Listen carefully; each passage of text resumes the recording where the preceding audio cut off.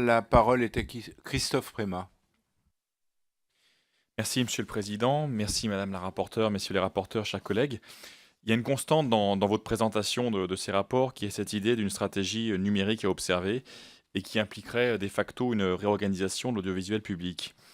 Les pratiques d'accès à l'information ont évolué. Nous allons basculer sur le Web 3.0 qui va multiplier les occasions interactives et participatives des publics.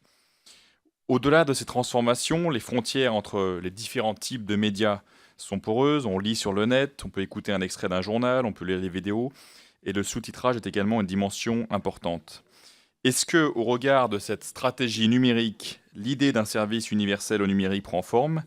Est-ce que dans les avis rendus sur les crédits budgétaires, et c'est par vous trois, on sent cette convergence? Alors, ce service universel au numérique supposerait d'avoir également une réflexion sur les moteurs de recherche et la fiscalité numérique, et vous l'abordez, Madame Martinel, avec cette question, la Lex Google. Et là, je rejoins mes collègues sur les pratiques d'optimisation fiscale qui seraient à revoir pour éviter justement cette dépendance par rapport à une multinationale. Il se trouve que dans le rapport remis par Jacques Attali au président de la République le 26 août dernier, une des propositions regrettait aussi que nous ne soyons pas dotés d'un Netflix à la française qui bouleverse aussi considérablement les pratiques d'accès aux médias. Quel serait votre sentiment sur une telle perspective, puisqu'elle touche les structures et l'évolution de nos médias, quels qu'ils soient?